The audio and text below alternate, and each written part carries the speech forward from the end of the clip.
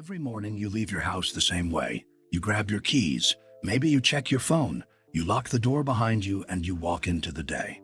Solomon considered that moment the most dangerous 10 seconds in a person's entire life, not because of what waits outside, because of what you left unguarded when you crossed the threshold without sealing the entrance.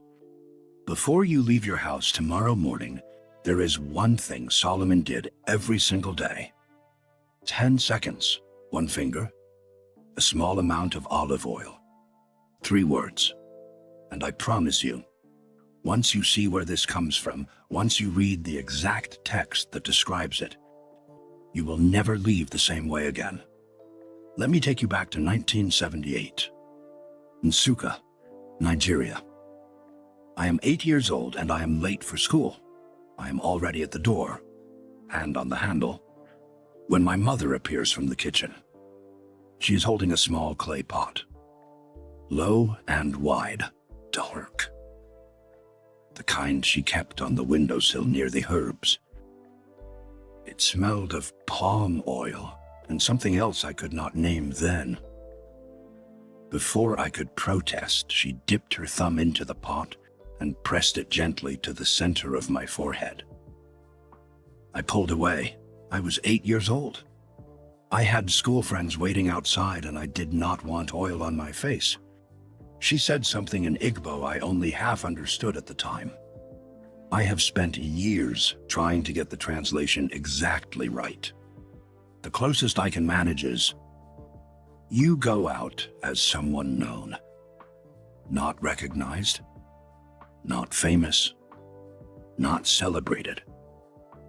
Known, claimed, identified. I wiped the oil on my sleeve and ran. I forgot that moment for 25 years. Then, in my early 30s at SOS, I was reading through a commentary on Exodus 28. It was late. The reading room was almost empty, and I came to a passage that made me put the book down.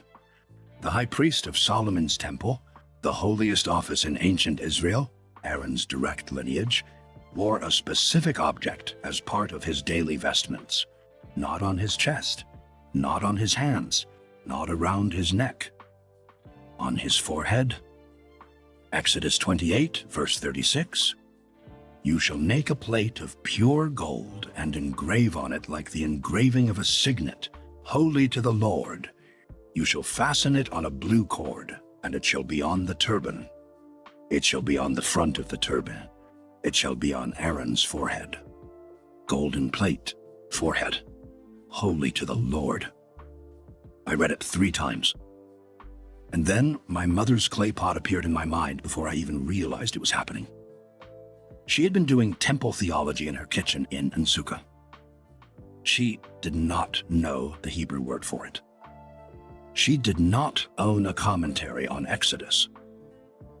She just knew, in the way that Igbo mothers carry what cannot be erased, that when someone crosses the threshold, you mark the forehead. The gesture had survived 3,000 years. It crossed the Sahara, crossed the Mediterranean, crossed the Middle Passage, survived colonialism, survived the systematic banning of traditional practices, and ended up on her thumb, on my forehead every morning before school. And here, in a late reading room at SOAS, was the original text. So why the forehead?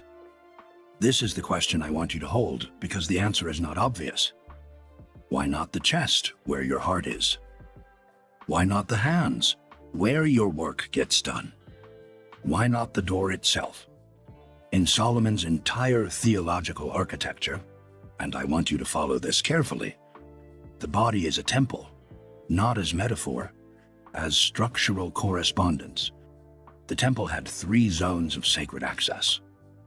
The outer courts, accessible to all who came. The inner court, accessible to consecrated priests. The Holy of Holies, accessible only to the high priest once a year on the Day of Atonement. These zones corresponded to the human form, the outer parts, feet, hands, the ordinary instruments of daily life, the inner seat, the chest, the will, the place of decision, the innermost sanctuary, the mind, the place of divine encounter, and the doorway into that innermost place, the threshold of the Holy of Holies, is the forehead. Exodus 13, verse 9. It shall be to you as a sign on your hand and as a memorial between your eyes, that the law of the Lord may be in your mouth. Between your eyes, not in your eyes, between them, the threshold point, the entrance marker. This is why the high priest wore the golden plate precisely there, not as decoration, not as ceremony, as designation. The plate declared, this entrance has been consecrated. This person has been marked as holy. Whatever this person enters into, whatever crosses this threshold, does so knowing the seal is in place. When my mother touched my forehead in Sukkah, she was marking the entrance of the living temple before it went out into enemy territory. That is the exact language Solomon would have used. The living temple, the sealed entrance, the morning mark before crossing into the world. Now I need to tell you about the Talmud, because this is where something becomes precise in a way I find almost vertiginous. Menahot 32b. This is not an obscure text. This is the Talmudic tractate governing the rules of the mezuzah, the protective scroll placed on every Jewish doorpost. The mezuzah carries the Hebrew letter shin on its case, and the Talmud records the interpretation of that shin in the context of doorway protection. It stands for 3 letters: shin, daleth, yod, Shaddai. And in this context, Shaddai is an acronym for 3 words: Shomer Delatot Yisrael, the guardian of the doorways of Israel. Not guardian of the people in a general sense, not guardian of the faith in an abstract sense. Guardian of the doorways. Solomon understood something that most people in the modern world have entirely forgotten. The threshold is the most spiritually active point in any structure. The moment of crossing is the moment of maximum exposure. The exact 10 seconds when your hand is on the door handle, when you are neither inside nor outside, neither protected by your home nor covered by your destination. That is when the seal must be in place. And consider this. 1 Kings chapter 6, verses 31 through 33 describe the entrance Solomon built to the inner sanctuary. The doorposts were made of olive wood, the same material as the base of the sacred anointing oil. The threshold and the oil are one system in Solomon's theology. One material, one purpose, 2 applications. On the doorpost and on the person, the mezuzah protects the house. Your forehead protects you. 2 parallel systems running simultaneously designed for double coverage. Solomon built both. Let me now show you the 3 words. I am going to take these slowly because each one is a complete theological statement. Each one is a seal in its own right. And together, once you understand what they actually mean, they will never feel like empty words again. The first word is Shaddai. Spoken, Shaddai. This is one of the oldest names of God in the entire Hebrew tradition. It appears for the first time in Genesis 17, when God appears to Abraham and says, I am El Shaddai. Scholars have debated the exact root for centuries. Some say it comes from Shaddad, the one who overpowers all opposition. Some trace it to Shad, the sustainer, the one who nourishes and preserves. But what the Talmud sealed into place for Solomon's tradition is this. In the context of doorways and departures, Shaddai is Shomer Delatot Yisrael, the guardian of the doorways. When you speak Shaddai at your forehead before leaving your house, you are not making a request. You are not saying, please protect me the way you might ask a favor. You are announcing which guardian stands at your gate. There is a significant difference between asking someone to guard your door and declaring to the world who is already standing there. Solomon's theology was built on this distinction. His priests did not petition. They declared. Names were spoken as announcements of jurisdiction, not pleas for intervention. Shaddai, the one who governs this entrance, is standing here now. The second word is YISHMERENI, spoken. YISHMERENI. This word comes from the most important daily blessing pronounced inside Solomon's temple. Numbers 6, verses 24 through 26. The priestly blessing, the Birkat Kohanim. Yevarecha Adonai veYishmerecha. May the Lord bless you and keep you. The word Yishmerecha, keep you, guard you, comes from the Hebrew root shamar. And I want to be precise about what shamar actually means, because the English translation does not carry the full weight. Shamar means to watch, to guard, to preserve, to protect from harm, to observe with vigilance. In the Hebrew Bible, it describes a soldier standing watch through the night, a shepherd who does not sleep while the wolves are close, a city guard who inspects every person who passes through the gate. This is not a passive word. This is not, may things go well. This is, I am posting an armed sentinel at your entrance. YISHMERENI is the first person singular. He guards me. Not, please guard me. Not, I hope to be guarded. Not, I believe I am under some general protection. He guards me. Present tense. Active. Already in effect. A declaration, not a request. Solomon's priests spoke this blessing over all Israel every single morning. Standing in the temple courts, arms raised, facing the people. And I believe, based on everything I have read about temple preparation, that they first spoke it over themselves. Because you cannot declare protection over others with authority if you have not first sealed it over your own threshold. My mother, in her clay pot in Unsuka, was teaching her 8-year-old son to declare his protection in the present tense. You go out as someone known, someone who is already being watched over. The guard is already there. The third word is the one that changes everything. The third word is SHALOM, spoken. SHALOM. And I need you to stop for a moment before I explain this. What I am about to say is not widely taught, and when it lands, it does not land quietly. Solomon's name, in Hebrew, Shlomo, comes directly from Shalom. This is not poetic coincidence. It is the root of his name. The wisest king in history, the builder of the temple, the man who bound the spirits and sealed the thresholds of the ancient world. His name is wholeness. In the Quran, he is Suleiman, and Salam, the Arabic word for peace, the foundational Islamic greeting spoken between believers in every corner of the earth, shares the exact same root. Shalom, Salam, one name, one seal. Two traditions, 3,000 years of continuous use, pointing to the same man and the same principle. Now, Shalom does not mean peace in the way we have softened it in English.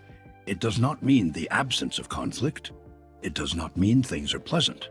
Shalom means completeness. Nothing is missing. Nothing is broken. No gap exists. And here is the theological precision I need you to hold carefully.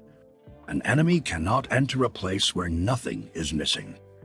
In Solomon's entire framework, and the Testament of Solomon is explicit about this, spiritual intrusion requires a gap, a fracture, a point of access where something has been taken, broken, left incomplete. That is the entry point. Shalom declares, there is no entry point. I am whole. I leave as a complete temple. There is nothing broken here for the enemy to grip. When you speak shalom over yourself before leaving your house, you are not wishing for a pleasant day. You are invoking the name of the wisest king who ever lived, and you are declaring that you leave under his seal, the seal of wholeness, the seal of the man whose name is the state you are entering. I want to pause here, because I am aware of how this sounds to different people listening. Let me address two of you separately. If you are the skeptic, the evidence first listener, the person who came here wanting textual precision and historical grounding, then consider something that requires no supernatural commitment at all. The anointing of the forehead appears in sources that have no direct connection to each other. Egyptian temple priests anointed the foreheads of initiates entering the inner sanctuary. The Greek word chrisma, from which we get the word anoint, and from which the title Christ derives, was applied to the forehead in consecration ceremonies. Hindu tilaka marks the forehead as the site of sacred designation across traditions spanning 4,000 years. Ethiopian Christian monks receive forehead anointing at ordination to this day. In the Sufi brotherhoods of northern Nigeria and Senegal, a mark is placed on the forehead before departure on a significant journey. And my mother, in Sukkah, in her kitchen, in a clay pot she had learned from her mother. Something in human understanding, across cultures, across continents, across millennia with no shared communication, has consistently located the forehead as the site of sacred identification. Solomon codified what was already there. He gave it architecture. Whether you believe in the spiritual mechanics of the protection or simply in the psychological force of a daily declaration made with intention, the evidence converges. The forehead is not random. The oil is not random. The words are not random. And if you are the other person watching this, if you already know what I mean by enemy territory, if you have walked into workplaces and rooms and relationships and felt the atmosphere press against you in a way that had nothing to do with the people in them, then I want to tell you what the Testament of Solomon records about the departure moment.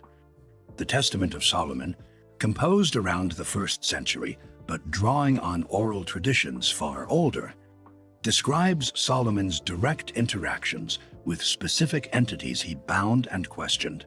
And what I found remarkable, when I read it carefully, is how many of those entities are described not as dwelling in houses, but as operating in transitional spaces. Ornias in the text torments people specifically along pathways. Onoskelis is located at crossroads. Several others are associated with gates, thresholds, entrance points, the moments of crossing, the threshold, the 10-second gap, the moment when your hand is on the door handle. Solomon himself understood this, which is precisely why the temple had two parallel systems running simultaneously: the mezuzah on the doorpost to protect the house, and the anointed forehead to protect the person. Double architecture. Inside and outside. Stationary protection and mobile protection. Because when you leave your house, you carry your own threshold with you. Your forehead is your mezuzah. Your body is your doorpost. And the oil seals both at the same moment. One more text, and then the protocol. Psalm 121, verse 8. The Lord will guard your going out and your coming in from this time forth and forever. This is known as the Traveler's Psalm, the departure blessing. Solomon would have known this psalm by heart. His priests sang it at the temple gates at the beginning and end of each day. The language is deliberately specific. Going out and coming in. Not bless you at all times in a general sense. This blessing is structured precisely around the threshold moment, the departure and the return, the vulnerable crossings of human existence. And it was designed to be spoken aloud, not read silently, not thought privately, spoken out loud. So the words were present in the physical world as well as the spiritual one. Sound had weight in Solomon's temple. The priests did not anoint in silence. They declared as they marked. The words and the oil functioned together. This is why the three words must be spoken. Not because God needs to hear them announced, because you need to hear yourself speak them, and because the jurisdiction you are declaring needs to be established in the audible world. Now, the protocol. This is what you will do tomorrow morning before you leave your house. You will need olive oil, not specially prepared oil, not rare or expensive oil. Olive oil from your kitchen will do, though if you wish to pray over it the night before, that is entirely between you and God. It is the base of the sacred anointing formula in Exodus 30. That is what makes it appropriate. Step 1. Place a small amount on the tip of your index finger. The right hand, not a large quantity, a touch, enough to cover a coin. Step 2. Touch the center of your forehead, the exact site where Solomon's high priest wore the golden plate engraved, "Holy to the Lord." Press it gently and hold it there for one full breath. This is not a tap. This is a placement. You are not checking a box. You are placing a seal. Step 3. Speak 3 words, one at a time, with intention. Shaddai. Aloud. Not in your head. In the room. In the physical world, you are announcing which guardian stands at your entrance. Wait one breath. YISHMERENI. Aloud. He guards me. Present tense. Declarative. Already in effect. Wait one breath. SHALOM. Aloud. Solomon's own name. The seal of wholeness. Nothing missing. Nothing broken. You leave as someone who carries the king's own seal. Then open the door and go. That is the entire protocol. 10 seconds. And I want to say clearly what it is not. This is not magic. Solomon did not teach magic. What Solomon understood were covenant mechanics. The precise way that ancient legal agreements between a person and their God functioned in the physical and spiritual world. A covenant is not felt. It is sealed. And sealing requires 3 things: a mark, a substance, and a declaration. The forehead is the mark site. The olive oil is the substance. Shaddai, YISHMERENI, SHALOM are the declaration. This is what the high priest of Solomon's temple did every morning. This is what the mezuzah does on the doorpost of every threshold. This is, as far as my research can determine, what my mother was doing in her kitchen in Sukkah every single day of her adult life. She never called it Solomon's ritual. She never used that language. She just knew. In the way that women who carry ancient knowledge know things across the generations. That when someone crosses the threshold, you mark the forehead first. And it turns out, that was Solomon all along. Some of you will do this once and stop. You will feel self-conscious. You will think it sounds like something your more religious relatives do, and you are not sure you belong in that category. You will tell yourself it makes no practical difference to how your day goes. I understand that. I was that man for most of my academic career. But consider this before you set it aside. The high priest of Solomon's temple performed this marking every single morning. Not on feast days only. Not in crisis moments. Every morning, as a daily discipline, as ordinary as eating. Solomon's protection system was not designed for emergencies. It was designed for dailiness. Because the enemy, whatever name you give to what works against your flourishing, does not wait for your crisis moments. He studies your patterns. Your Tuesday mornings. Your commute. The entrance to your workplace. The 47 threshold crossings in an average week that you do without thinking. Daily marking is not superstition. It is what every trained soldier does before a mission. Check the armor, confirm the identification, announce the allegiance. You are about to walk into a world that does not want you whole. Solomon knew this. His entire temple theology was built around this reality. And the most practical thing he encoded into that theology is 10 seconds at the front door. Tonight, before you sleep, set out your olive oil. Put it somewhere visible, near the door if you can. Tomorrow morning, before your hand touches the handle, mark your forehead. Speak Shaddai. Speak YISHMERENI. Speak SHALOM. Go out as someone who is known. Sealed. Halil. Guarded. exactly as Solomon intended. She sent me off that way every morning of my childhood. Palm oil, forehead, one sentence in Igbo. I spent most of my adult life as an academic, which means I spent most of my adult life explaining away everything she knew. I had the degrees, I had the manuscripts, I had the critical apparatus, and I used all of it to keep her knowledge at a safe analytical distance. It took me until my early 30s in a nearly empty reading room late at night to understand that she was not doing superstition. She was transmitting temple theology across 3,000 years in a clay pot in a kitchen in Nsuka.